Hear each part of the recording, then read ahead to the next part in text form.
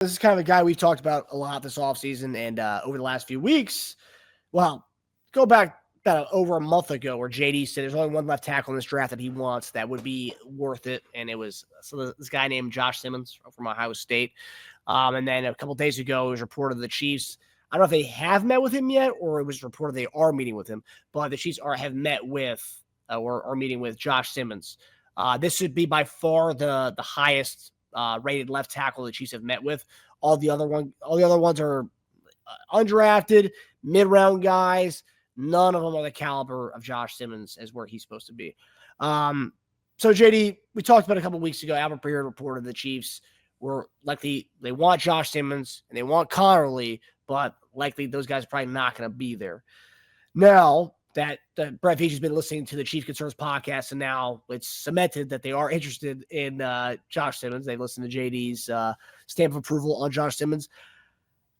How serious do you think the Chiefs are with this whole Josh Simmons kind of situation? Like, do you think it's to the point where if he's available, because some mocks have him going 31 to us, some have him going as early as 15 I've seen. So it's kind of a big range for him because obviously the guy put it on paper that he is a dude. Now, do you think there's a chance the Chiefs, if he's there like 23, 24, the Chiefs could potentially trade up for him? I mean, I guess my whole thing is it's going to come down to Jalen Moore. And I know you said before that Jalen Moore's not going to stop them from getting Joshua Simmons if they think he's the guy. Now, when you see that they are visiting with Josh Simmons, where does that kind of put you now in the kind of, if you had to think in Brett Veach's mind, being Brett Veach's mind a little bit, where are they with the left tackle spot? And do you think there is some considerate interest in Josh Simmons? I mean, Josh Simmons he's that guy. He really is. In this draft, and I said this, to me, the best left tackle in the draft is Josh Simmons. You know, I know they talk about the guy from LSU, but Josh Simmons would have been a guy if he didn't hurt his, have the patella tear. To me, it made a lot of sense. The way he was able to play, his athletic ability, in pass protection, talking about the pressures he gave up, no sacks during the time. In a run game, he's killing folks. I mean, it makes sense to me. Would they move up? I don't know, possibly. So we don't quite know with Jalen Moore. We got him in because we know that he looked great in the few games that he played. But Josh Simmons is the future, would be a future guy for us. Maybe left tackle, even to the right, because he plays some right tackle as well.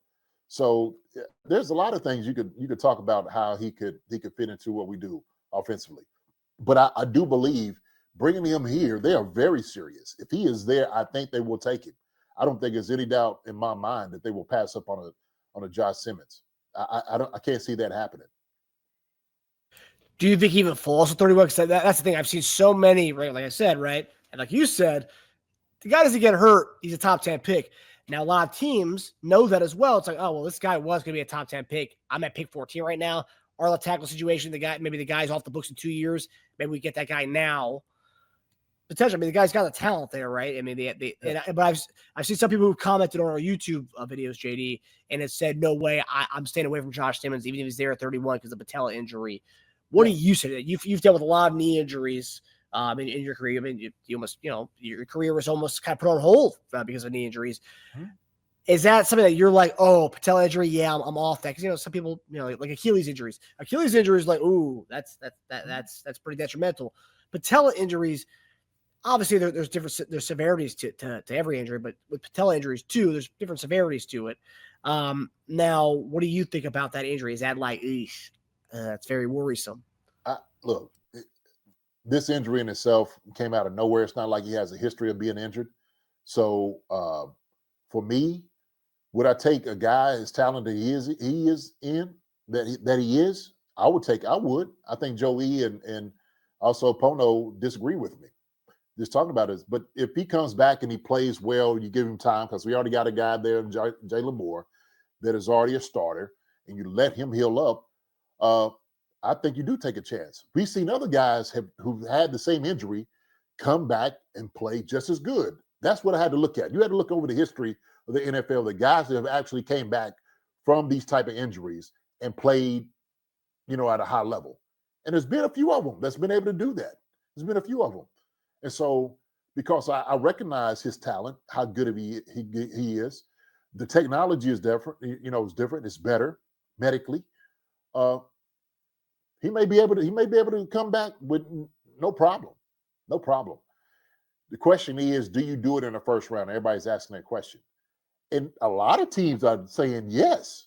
I'm not the only one. It's just not me saying this. There's a lot of people, a lot of teams, a lot of scouts, a lot of GMs are sitting there saying it about Josh Simmons. Why? Because they understand the talent. You think they haven't done their homework, asking the doctors, what is the re-injury rate on something like this? They've done their due diligence. Okay? They have. They ask these questions. And guess what? He's still rated a number one pick, Marcus, for a reason. So it ain't just me just sitting there saying this because I'm just, whistling, Dixie out my bunghole, but I'm telling you, these guys have been doing the homework. The Chiefs are bringing him in because they see him as a valuable candidate for a first round pick for us at left tackle, as they should. You can't discount his talent. You just can't. You can't discount it. You look on film and you tell me if there's another left tackle in the time that he was playing against him that did what he did. Okay. I didn't see one. I didn't see anybody who had that type of talent.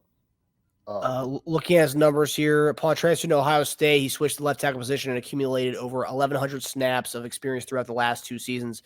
In total, he had his 19 games of experience at left tackle. In that span, he allowed 17 total pressures, including 1 sack, according to PFF. And this is Big Ten football, guys. This is the best of the best in college. So, I mean, and a team that passed the ball a lot. Yeah. Yeah. So, I just – there's a reason why he's still rated as one of the top tackles in the league, coming out prospects in 2025. So, we could sit there and say, no, or other people would say, nah, I'll stay away from it. But the Chiefs are doing their due diligence. I'm going to leave it on them and their medical staff. They have a very great staff to do that. They'll figure it out. But if it was me and I'm getting all the information from the doctors and whatnot and saying who's been successful with this, and they're saying we think it's to be okay, snap that joker up. Snap him up. Why? Because you may not have a guy next year. You may not get a guy like that next year. And I'm talking like as far as like the talent he's been able to show. Come on, man. Seriously. Because you're only getting that talent at that pick because people are like, oh, we have bigger needs than a guy who's coming off an injury at left tackle spot. But if we didn't, we would jump on this guy. And the fact that he's going to be slipping to 31, and if he didn't get hurt, he'd be a top 10 pick. I mean, that's the juice is worth the squeeze. And because we have Jalen Moore, we don't have to rush him back this coming year. And that's kind of a beauty of it. Absolutely. Mike Brennan. Mike, well said, Mike. And Mike says right here, if KC drafts Simmons and Deion Walker this draft, they will have 2 top 15 talented players in one draft. Even if they both need 1 more year to come back 100%. It's worth it in my opinion. Shoot, mine too. Both of those jokers are very talented guys. Shoot. Deion Walker, last year, his junior year, unstoppable. Couldn't block him. Couldn't stop him. Was the most talented defensive tackle in college football. Should have came out that year. Didn't. End up having a stress fracture, I guess. Same thing here. Josh Simmons, he gets hurt. Can he come back in that 1 year? He's already, from what I've heard, Marcus, that he's ahead of the game as far as him healing himself. So if you're sitting there saying we got a guy here for 2 years and Jalen Moore, okay, and we got a guy that can play both right and left, and Josh Simmons, shoot, why not? Because we don't know what's going to happen with Juwan Taylor. Yeah, we don't know what's going to happen. So, hey man, I think I would take that chance.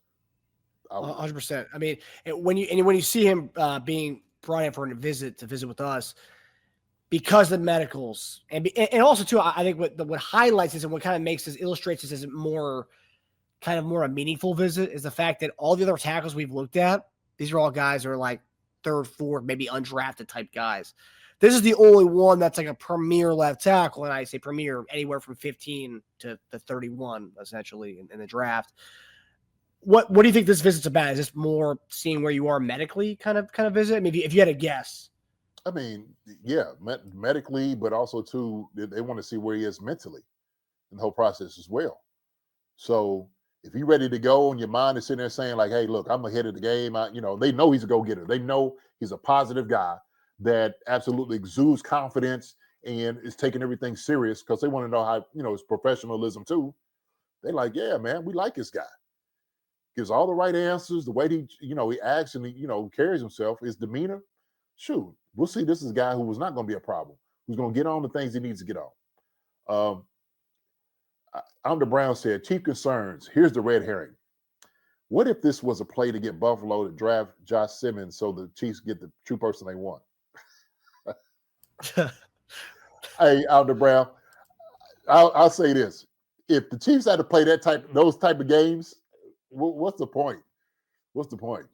I don't know why we keep bringing Buffalo up in a lot of different ways. I just sometimes the attachment to the Buffalo and sometimes the conspiracy theories and stuff like that. I just I don't know. I find it funny, but on the Brown that would be. I don't think it's that deep, brother. I don't. I think for as long as this Mahomes and Josh Allen rivalry is going, everyone's going to always connect Buffalo and Kansas City as much as they can. Buffalo fans as well as Chief fans. Yeah. That's pretty good though. I like how you think. It's funny. And I want to make a comment here. Pono, we need to draft a DT with our number one pick. We have a major shortfall in that position. If you watch our shows, Pono, which I know you do, you're always on, you know that we are big on the D tackle. That's our number one spot that we want to attack in this draft. However, we also said the D tackle draft might be one of the deepest it's ever been, and every expert's saying that, not just us. So, but left tackle is not deep. And now Josh Simmons is one of those top guys you will get, that you should get if he's at your pick at number 31. We're not talking about trading up. We're talking about if he's at 31 and he's there, you take him, and then with your second round, you get the next best D tackle, which the next best D tackle, some say most drafts would be a first round pick. Whereas this draft, there's only like two left tackles to take in this draft. And this is one of them who would have been a top 10 pick if he didn't get hurt. So we're still with you on D tackle being a top priority. Just if Josh Simmons is there, then it's like, okay, is TJ Sanders that much worse than Walter Nolan? No. But is Darius Alexander that much worse than Walter Nolan? No, because you could probably get Darius Alexander in the second round. However, Josh Simmons, is he that much better than the guy we drafted in round 2? Yeah, because I don't even know who that guy would be in round 2. Yeah. So that's where I stand with it. So we're all on the same point. JD and I 100% agree with you. D tackle is a big need for us.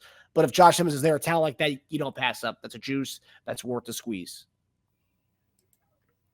So, yeah. And Pono, you need to watch our Monday prospect shows. I don't think I've seen you there that much. Yeah. No, I don't know. But I mean, look, everybody's going to have their opinion about things. I think the Chiefs, they bring him in for a reason. And we got to think that they're very serious about drafting him in the first round. They're bringing him in and like this, no question. So they know what they're doing. I'm going to defer to the Chiefs. John Harrison, I did hear on another podcast, his inside Arrowhead source told him they've talked to Simmons 3 times once in a visit. So there you go. They talked to him. Yeah, because I've heard they've already talked to him before. I think he said that at the combine or whatnot. But the visit makes that kind of magnifies this. So, I mean, Ooh, Zulu. Simmons will not be available at 31, not even 21. Well, there you go. That tells you how big of a talent this is. The guy who's has this crazy patella injury that, he may never be the same again. He still may go in the top 20. I mean, that just tells you how good the guy is. So, yeah. Hi, everybody. Thanks for watching. Subscribe here to get the latest from the show. Also, be sure to check out the best clips from Chief Concerns. And if you prefer to listen to the show, subscribe and follow us on Apple Podcasts, Spotify, and anywhere else you get your podcasts.